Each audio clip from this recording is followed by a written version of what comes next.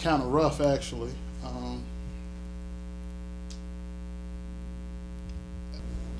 Had a teacher, she put me behind a big 6-foot-high box.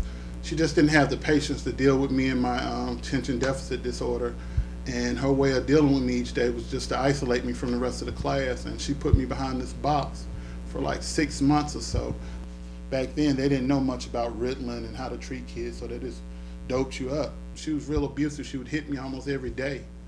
I would have to take my pill before I went to school and during the day.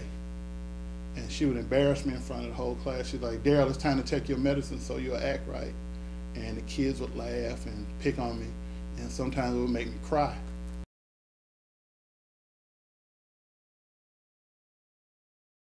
I always wanted to do something big. I always knew I would do something big. And working a regular 9-to-5 day job just was not fulfilling for me at all. I just knew it was something else that I was meant to do. I was facing 60 years.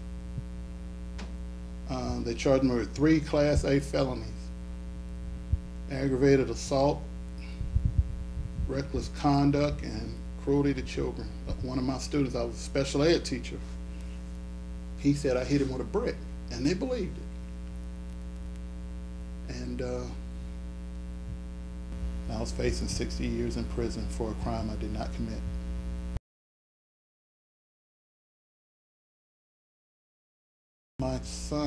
My oldest 2 sons' aunt, one day when I was in college, asked me had I ever done comedy. And I said no.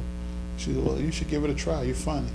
And I didn't, and I waited about 10 years later, and then finally one day I just said, well, I was watching TV and I said to myself, I was like, I can do that. I'm funnier than that guy right there. Why not me?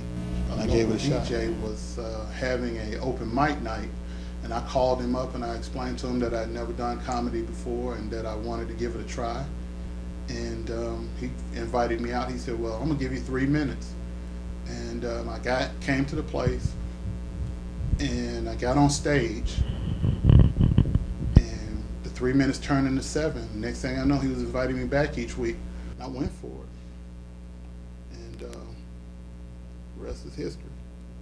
My girlfriend at the time, she was pregnant with a girl, and she was really against me doing comedy.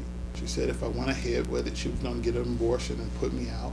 And that would have been my first daughter, and she was 6.5 months pregnant. So I spent the first 6 months or so of me doing comedy sleeping in my truck. And she did get an abortion. She was 6.5 months pregnant. I didn't even know you could get an abortion that late, but she did. And I kept going. It almost tore me apart. I couldn't sleep. It was real hard. That's one of the reasons I gave up comedy. The last show I did was in 2008. And I was standing, I just finished doing my routine, and for some reason I just looked to the back of the club, and like I saw a little girl in white. And it was like the crowd just got blocked out, and I could hear this little girl talking to me, asking me like, why did you let mommy kill me? And I heard that. And I wasn't drinking, I wasn't high, none of that. And that was it for me, and I left it alone. I stopped doing comedy altogether, and I just focused full time on acting. But I'm determined to finish what I start